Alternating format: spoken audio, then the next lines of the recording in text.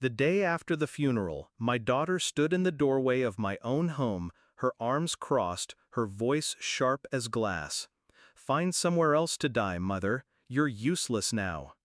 The air went out of me. Not from shock, I'd known her cruelty was coming, but from the audacity, the swiftness. My husband's body wasn't even cold, and she was already dismantling the life we'd built. I didn't argue, I didn't beg. I packed a single suitcase, leaving behind the walls that held my marriage, my motherhood, my sacrifices. She thought she had won, but she hadn't read the will. When she was little, I used to braid her hair every morning before school. She'd chatter endlessly, her small hands tugging at mine, asking if I'd sit in the front row of her play, if I'd clap the loudest. I gave her everything. The best schools, the best clothes, the best life my husband and I could provide. And still, I thought it wasn't enough.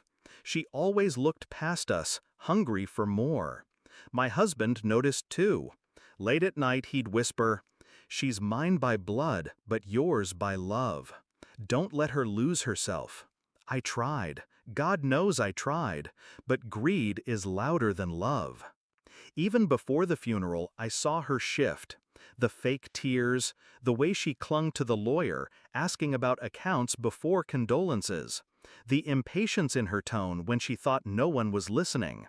And then, that night I heard her on the phone, her voice slick with triumph. "It's all mine now, the house, the money. She's just a shadow. I'll push her out. You'll see." That was the first time I realized my daughter wasn't mourning her father, she was celebrating her inheritance. I could have collapsed under the weight of betrayal, but I didn't, because I knew something she didn't. My husband had shown me the will months before his death. He didn't trust her. He'd rewritten everything with one purpose, to test her. And now she was failing that test spectacularly. So I said nothing. I let her bask in her victory. I let her throw me out like garbage, while inside I carried the quiet knowledge that her empire was made of paper. The lawyer called 3 days later. Time for the will reading. My daughter arrived first. Expensive dress, diamonds glittering. She didn't even greet me. She just smirked, leaning back in her chair like royalty. "Let's make this quick," she said. "I already know what's mine." The lawyer chuckled, shuffling the papers. His eyes flicked to me, steady, knowing. "Did you even read the will?" Her smile faltered. "What do you mean?" And then the truth unfolded. The house, the money, the $33 million fortune, all placed in a trust. Not hers to squander, not hers to touch. The conditions were clear. She would receive nothing until she turned 40. Until then, every cent would be managed by me. Her face drained of color. "No," she whispered, "that's not possible. He wouldn't." "He did," I interrupted, my voice calm, steady. "He knew who you were becoming. He wanted to protect you from yourself." She shot to her feet, her chair screeching across the floor. "You can't control me! This is my life!" The lawyer slid another paper across the table. "Actually, ma'am, your father could, and he did. Until 40, you get an allowance. Enough to live, nothing more. Your mother holds the reins." Her breath quickened, her eyes darted to me, full of venom and fear. "You planned this," she hissed.